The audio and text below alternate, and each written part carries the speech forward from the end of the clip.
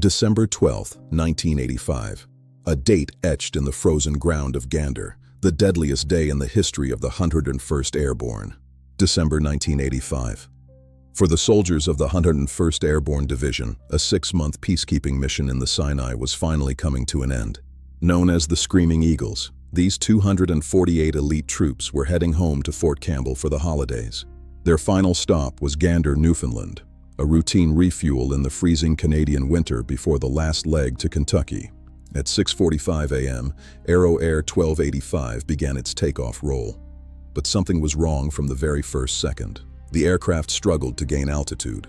For 45 terrifying seconds, it hugged the treetops, barely clearing the Trans-Canada Highway. Then silence. The DC-8 slammed into a wooded hillside, triggering a massive fireball that could be seen for miles. All 256 people on board were killed. It remains the deadliest aviation disaster on Canadian soil. The Canadian Aviation Safety Board immediately launched an investigation, but the truth would prove to be elusive. The official majority report cited icing. They argued that a thin layer of ice on the wings destroyed the plane's lift. Contributing factors included weight miscalculations and the crew's failure to request de-icing before takeoff. But for the first time in history, the board was split. 4 members refused to sign, filing an explosive minority report of their own.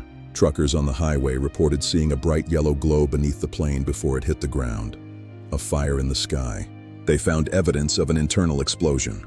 Metal puckered outward and toxic levels of cyanide in the victim's lungs. The crash happened during the height of the Iran-Contra affair. Theories of sabotage and political cover-ups began to swirl. While the official record remains icing for the families of the Screaming Eagles, the questions have never truly been answered. Today, the Silent Witnesses Memorial stands at the crash site in Gander, a bronze tribute to the lives lost in the woods of Newfoundland. The fallout was so severe it led to the total dissolution of Canada's Aviation Safety Board, replaced by an agency designed to withstand the politics of tragedy. 256 souls, one winter morning, and a mystery that continues to haunt the history of aviation. Decades later, the debate still rages. Was it a failure of de-icing or a failure of security? For many, the answer lies buried in the woods.